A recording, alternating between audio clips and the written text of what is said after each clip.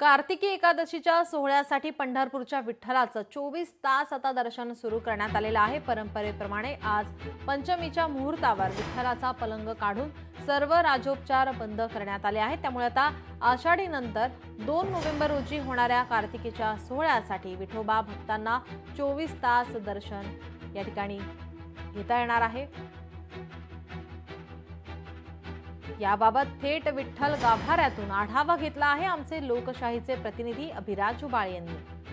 2 November रोजी कार्तिकी एकादशीचा सोहळा संपन्न होणार आहे आणि यासाठी आजपासून विठुराया आपल्या भक्तांना दर्शन देण्यासाठी 24 तास उभा राहणार आहे। आज विठुरायाचा पलंग काढण्यात आला आणि आपण विठुरायाच्या पाठीमागे एक केशरी रंगाचा लोड पाहतोय, तो लोड देण्यात आलेला आहे। आजपासून देव आपल्या भक्तांना 24 तास दर्शन देण्यासाठी हात कडेवर ठेवून उभा राहणार आहे। या काळामध्ये म्हणजे आजपासून 9 नोव्हेंबर पर्यंत प्रक्षाळ पूजा होईपर्यंत देवाचे सर्व राजोपचार बंद राहणार आहेत। फक्त देवाला लिंबू पाणी देण्यात येणार आहे आणि 2 नोव्हेंबर रोजी कार्तिकी यात्रेची शासकीय महापूजा उपमुख्यमंत्री एकनाथ शिंदे यांच्या हस्ते संपन्न होणार आहे। 9 नोव्हेंबर रोजी प्रक्षाळ पूजा संपन्न झाल्यानंतर देवाचा लोड काढण्यात येईल आणि पुन्हा सर्व नित्य उपचार देवाचे सुरू करण्यात येईल। आज मंदिर समितीचे सहअध्यक्ष वैनीनाथ महाराज औसेकर आणि सर्व सदस्यांनी या ठिकाणी देवाची विधिवत पूजा करून देवाचा पलंग काढून त्यांना लोड दिलेला आहे आणि आता देव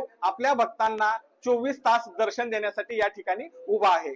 अभिराज जुबाळ, लोकशाही मराठी, पंढरपूर। कार्तिक एकादशी आहे, त्या निमित्ताने नुसत्या महाराष्ट्रातूनच नाही तर संपूर्ण भारतातून अनेक वारकरी श्री विठ्ठलाच्या व माता रुक्मिणीच्या दर्शनासाठी येत असतात। आज सकाळी नैवेद्याच्या नंतर देवाचा पलंग काढला। पलंग काढणे म्हणजे देवाचे सर्व आजपासून राजोपचार हे बंद होतात, पण नित्योपचार हे चालू होतात।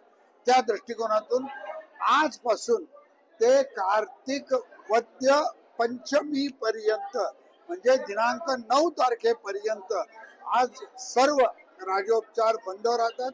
9 तारखेला देवाची प्रक्षाळ पूजा संपन्न होते।